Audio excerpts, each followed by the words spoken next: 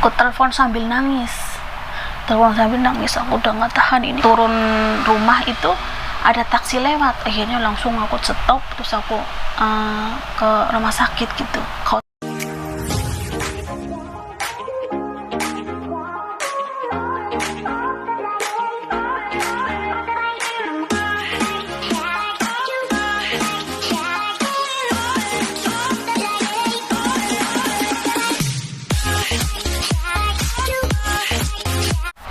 Halo teman-teman, assalamualaikum, jumpa kembali dengan Eni YouTube channel di sini teman-teman. Untuk di vlog kali ini saya bikin video ini jam 9. Ini jam berapa ini? Jam 9.30 malam teman-teman ya. Tadi saya habis nidurin nenek, terus masuk kamar karena di sana itu udah ada yang baru ya, jadi saya tidurnya sendirian ya teman-teman ya. Nah, untuk di depan kamera ini saya mau sharing bercerita di sini ya. Kenapa, bagi yang kemarin bertanya kenapa saya jarang up video, yaitu karena selama saya akan bercerita di sini ya, saya akan jelaskan selama saya habis pengobatan kanker dan 2 bulan kemudian saya diperiksa MRI dan scan. Jadi 2 mesin itu hasilnya itu dari pengobatan saya berhasil dan itu sudah hilang. Udah ada, nggak tersisa sedikit pun ya, itu udah hilang semuanya. Itu ada waktu pengobatan kan, itu 3 pengobatan ya teman-teman ya. Nah, setelah itu sudah ada hasilnya, tapi darah saya itu darah merah saya yang katanya buat liji itu tenaga atau hemoglobin gitu ya, itu belum stabil, itu belum naik ya. Nah, setelah pemeriksaan itu saya dibiarkan selama 2 bulan. Selama 2 bulan saya disuruh makan ini biar cepet darahnya naik gitu ya sama dokter. Terus saya pun makan kayak kayak buah-buahan yang berwarna merah gitu. Terus sayur-sayuran saya harus makan. Terus kayak daging sapi saya harus makan. Terus hati itu pokoknya yang merah itu, makanan yang merah kayak hati itu, kayak hati. Saya disuruh makan hati babi, tapi karena saya nggak makan babi, jadi disuruh hati sapi atau hati ayam gitu. Jadi saya makanin itu. Jadi selama itu saya belum selera makan tapi nggak ada. Kalau makan buah oke lah, ada rasa seger gitu sedikit, cuman rasanya itu belum nikmat, masih kayak ininya, lidahnya itu belum ada, nggak selera makan gitulah. Nah, setelah berjalannya waktu itu ininya normal, lidah saya itu normal, saya makan itu terasa enak dan perut itu terasa lapar terus. Jadi akhirnya saya makan gitu. Jadi terus kebanyakan makan nasi. Terus terkadang saya juga makan ada gorengan sih, cuman nggak terlalu berlebihan gitulah. Yang banyak itu saya makan telur gitu. Katanya itu telur kan nggak boleh, kuningnya itu nggak boleh makan. Nah, saya mau makan nggak, malah kuning itu nggak dimakan. Itu saya mau makan apa, karena saya malah masuk ke kuningnya. Kadang sering makan sama telur goreng gitu, walaupun itu telurnya kan cuma telur dadar. Itu kan kalau telur dadar itu kan sedikit, tapi itu lah selama itu saya doyan makan. Terus setelah itu udah 2 bulan, terus saya disuruh setor darah ke rumah sakit yang spesial kanker saya gitu. Udah, nah tiba-tiba itu kepala saya itu terasa pusing gitu. Saya pernah cerita waktu itu ya di mana, Sulastri 15, waktu dia live itu saya bilang saya pernah kepala darah tinggi. Saya periksa ke klinik, saya nggak boleh makan, suruh puasa, terus diambil darahnya. Paginya itu hasilnya itu kolesterol sama darah tinggi. Nah, seperti itu teman-teman. Nah, terus saya bingung, akhirnya dikasih obat. Terus saya sharing sama teman saya yang pernah seperti saya gitu, setelah pengobatan seperti saya.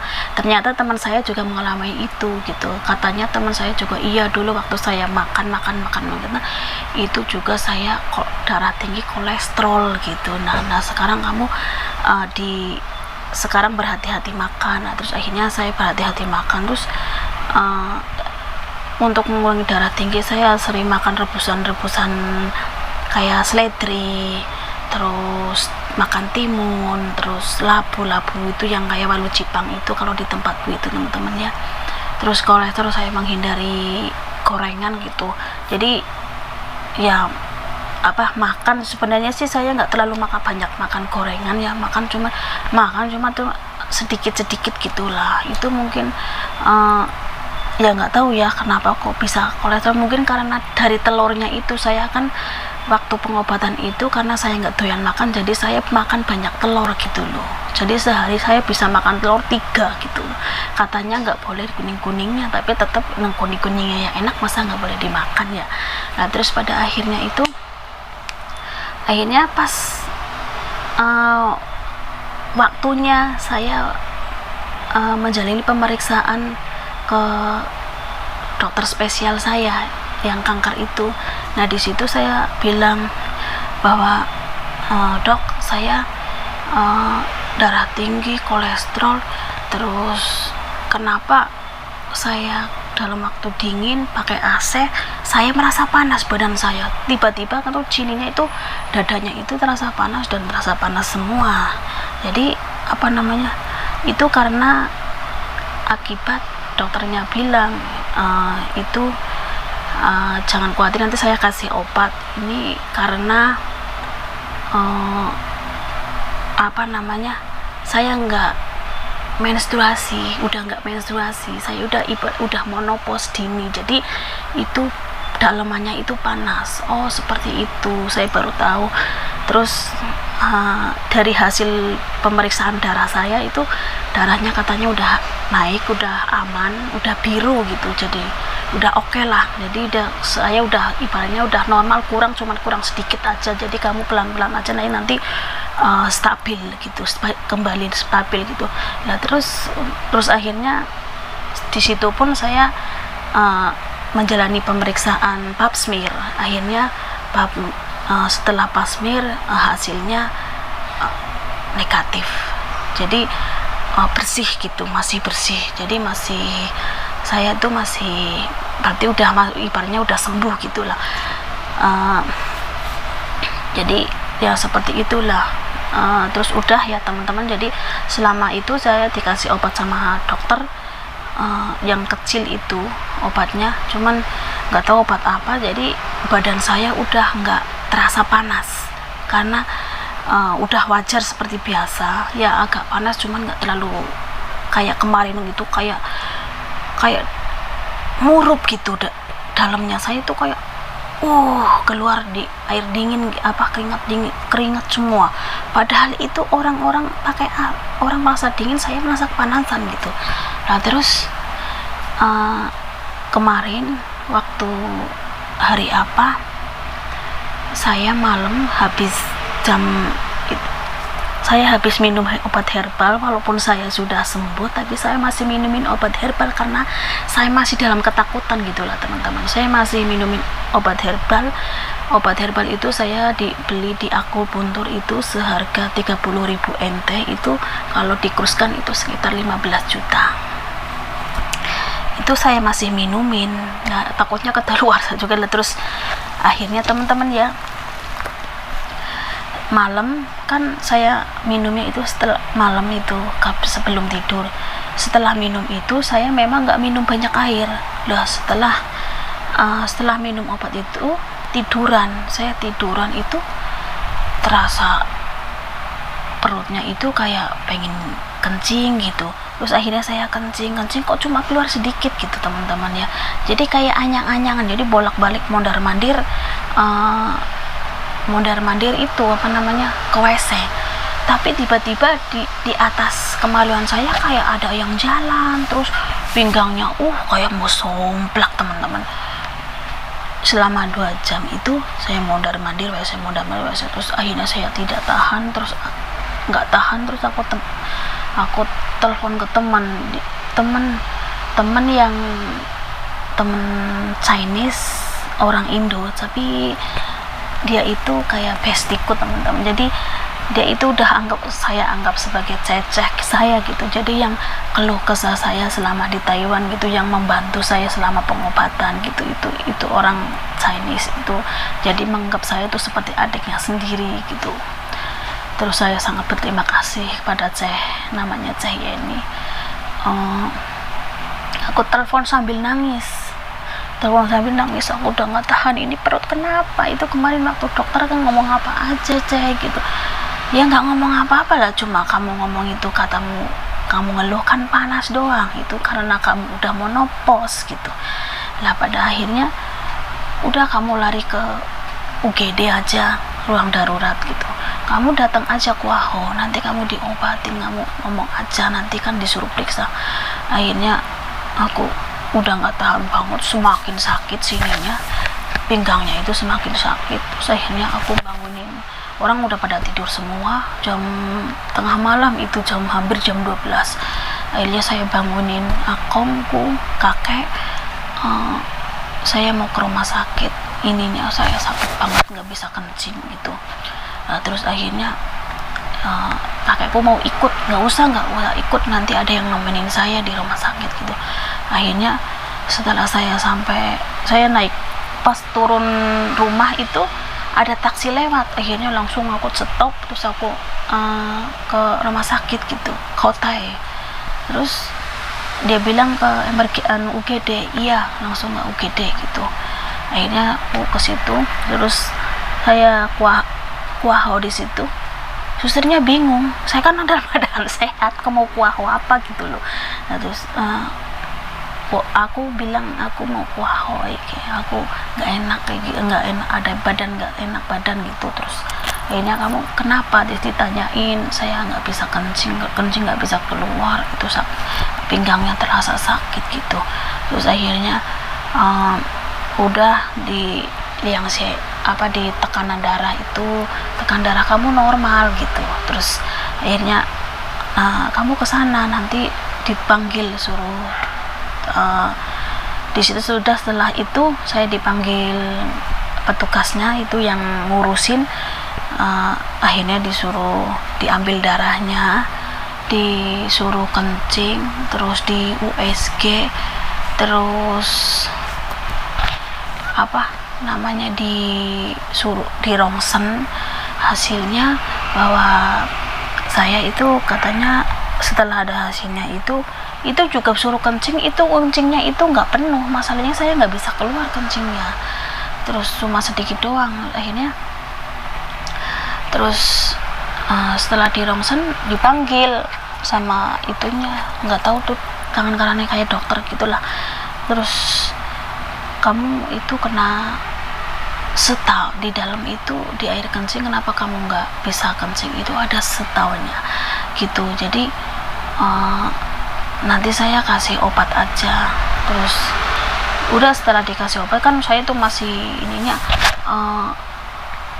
setelah itu udah diambil darah, terus disuntik disuntik penahan sakit juga.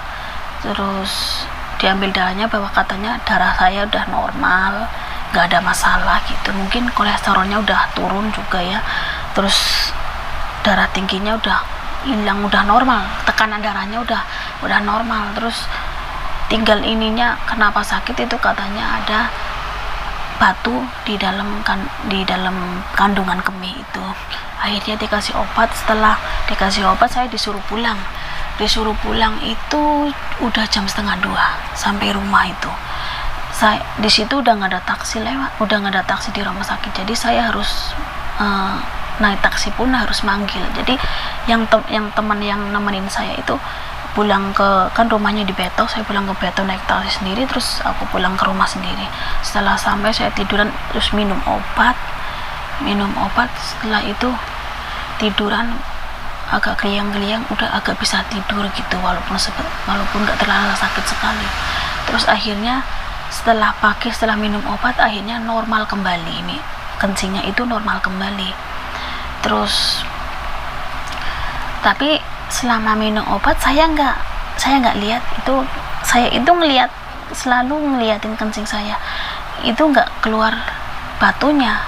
Terus kan setelah minum obat berapa hari tanggal 22 tanggal 26 saya disuruh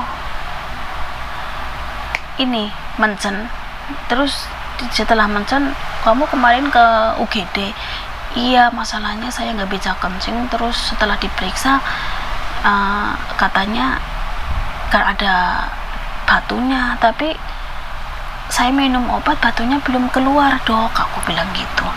Terus tapi kamu masih sakit enggak, ya udah coba kamu periksa lagi, rongsen lagi, disuruh rongsen lagi teman-teman. Tapi setelah hasil rongsennya itu kata dokter nggak ada apa-apanya, mewenti ya, semua wenti ta, semua wenti ya. Oke lah kalau gitu, nggak ada masalah katanya. Jadi saya kasih lagi kamu minum obat 3 hari gitu. Nah udah setelah itu udah nanti kencing mungkin udah nggak ada apa-apanya, kamu udah nggak ada masalah gitu. Nah kalau misalkan terjadi sakit lagi, kamu aja wah lagi nggak apa-apa gitu, aku bilang gitu. Nah seperti itu teman-teman. Jadi akhirnya sekarang alhamdulillah saya kencingnya udah normal kembali teman-teman, dan setiap pagi sore itu saya liang siaya itu tekanannya juga udah normal kembali gitu. Jadi ya saya itu terkadang orang bilang saya harus kontrol makanan gitu, tapi kadang namanya ada kadang kayak kalau lagi ngontrol, tapi cuman kadang lagi kepengen juga. Saya nggak terlalu makan juga, saya nggak terlalu over teman-teman ya. Jadi cuman kadang kalau gorengan itu makan 1-2 udah. Terus itu pun jarang gitu. Yang saya itu mengikuti makanan orang sini gitu. Jadi nggak terlalu kayak dulu lagi teman-teman. Kalau teman-teman jadi situ seperti itu saya ceritakannya karena itu saya karena nggak mood bikin video ya seperti itu. Jadi kesehatannya itu saya naik turun gitu ibaratnya. Jadi saya nggak konsen untuk bikin video. Bagi teman-teman yang sudah support channel ini, dukung support terus, jangan sampai lelah ya teman-teman. Kalau misalkan saya memang bikin videonya terkadang cuman nggak seperti orang vlog lain, jadi dimaklumi karena saya di sini kan bekerja, jadi cuman asal-asalan aja, jadi dimohon dimaklumi ya teman-teman ya. Terima kasih supportnya, see you in the next video. Oke, bye bye.